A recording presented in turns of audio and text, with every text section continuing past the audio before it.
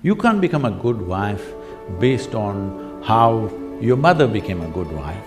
Situations have changed, expectations have changed. The biggest mistake humanity made was, they started saying marriages are made in heaven, that's why it's such a mess. You made this relationship because you need it badly, isn't it? If you understand and you're always grateful for this, you would handle it well.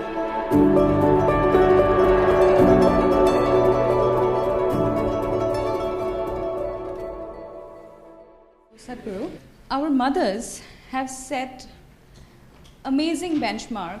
The moment you say mothers, Yeah. they're giving a sound ambience of babies crying. Oh, okay. Perfect. That's the halo effect, I think. Yeah, so they've set quite a big benchmark of being an ideal wife. However, I, or girls of my generation, feel that we cannot be as good as wife as my mother has been, or our mothers have been. So should I feel that I am falling short of in my personal life, or should I feel that I'm not giving enough justice to my marriage once I'm married? How should I feel about this? You know, our center in the United States is in Tennessee. Tennessee is a little one kind of state, okay. Mary Makowski, that's not Romanian, right? Okay. Mary Makowski got married. And after their honeymoon, they came home and she threatened him that she's going to make a dinner all by herself. I'm sorry, she said she'll make dinner for the new husband. And husband came home from work and she served the dinner and he put it in his mouth and slowly he was chewing on it and went into profound thought. Then she was very excited about this dinner and she said, there are only two things my mother taught me how to cook, the meatloaf and the apple pie. Then he looked at her and said, darling, which one is this? So, your mother, your grandmother, how they made good wives? Largely it was believed the way to a man's heart is through his stomach. Today your husband will call Uber Eats and whatever quick picks and this and that and Swiggies and whatever, all right? So, you can't make a good wife based on how your grandmother became a good wife. You can't become a good wife based on how your mother became a good wife. Situations have changed, expectations have changed. It's not in the stomach anymore. For some it's gone up into the head, for some it's gone further south. Yes? So, you don't do that. Essentially, what a husband and wife means is, because you're not geared, most people are not geared, very few people in this world are geared to make this journey of life all by themselves. They're organized enough within themselves totally. They never feel anything missing in their life because they've made themselves like that.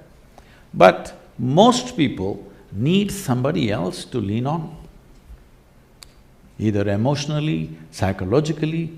There are needs in a human being, physical needs, psychological needs, emotional needs, maybe social needs, economic needs, variety of needs. To fulfill these needs, you want to find one person that you can depend on.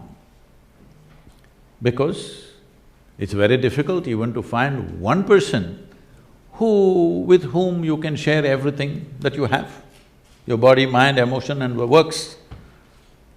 So this is the idea. Formalizing it is so that every time you get some little friction, you don't fall apart, so little tying up so that things don't fall apart very easily, all right? Nothing else. The biggest mistake humanity made was, they started saying marriages are made in heaven, that's why it's such a mess. No, it's done here. If you see, marriages are made between us and we took responsibility for who we are, we could have made it work, but the damn thing is made in heaven. Not suitable here, it's because it's alien stuff. Everything is a mess because you think it's made elsewhere by somebody else. If you understand it's made by you for your well-being, to fulfill your needs and your purposes so that you can go through this journey of life with least amount of trouble and friction, then you would handle it more responsibly, isn't it? And according to contemporary needs, not how your grandmother did her marriage. You can't do it that way because expectations and situations have completely altered themselves.